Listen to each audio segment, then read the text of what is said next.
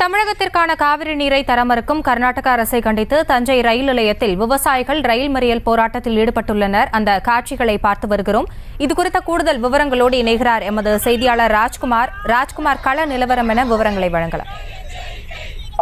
அதாவது தமிழகத்திற்கு உரிய தண்ணீரை தர மறுக்கும் கர்நாடக அரசை கண்டித்தும் உரிய அழுத்தம் தராத மத்திய அரசை கண்டித்து தமிழ்நாடு விவசாயிகள் சங்கம் சார்பில் பல்வேறு விவசாயிகள் அமைப்புகளைச் சேர்ந்தவர்கள் வாஸ்கோடகாமா வேளாங்கண்ணி விரைவு எக்ஸ்பிரஸ் ரயிலை மறித்து ரயில் மறியல் போராட்டத்தில் ஈடுபட்டு வருகிறார்கள்.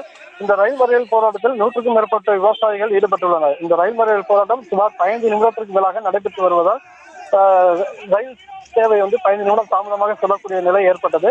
பின்னர் விவசாயிகளுக்கு போலீசார் கைது செய்த பின்னர் தற்போது விவசாயிகள் வைக்கின்ற கோரிக்கை என்னவென்றால் கர்நாடக அரசிடமிருந்து மத்திய அரசு உரிய நீரை பெற்றுத்தர வலியுறுத்தி இந்த போராட்டமானது ரயில் மறியல் போராட்டம் நடைபெற்று வருகிறது.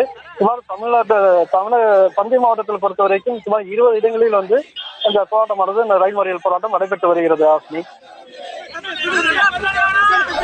விவரங்களுக்கு நன்றி ராஜ்குமார். செய்திகளை உடனுக்குடனும் துல்லியமாகவும் தெரிந்து கொள்ள சப்ஸ்கிரைப் பண்ணுங்க.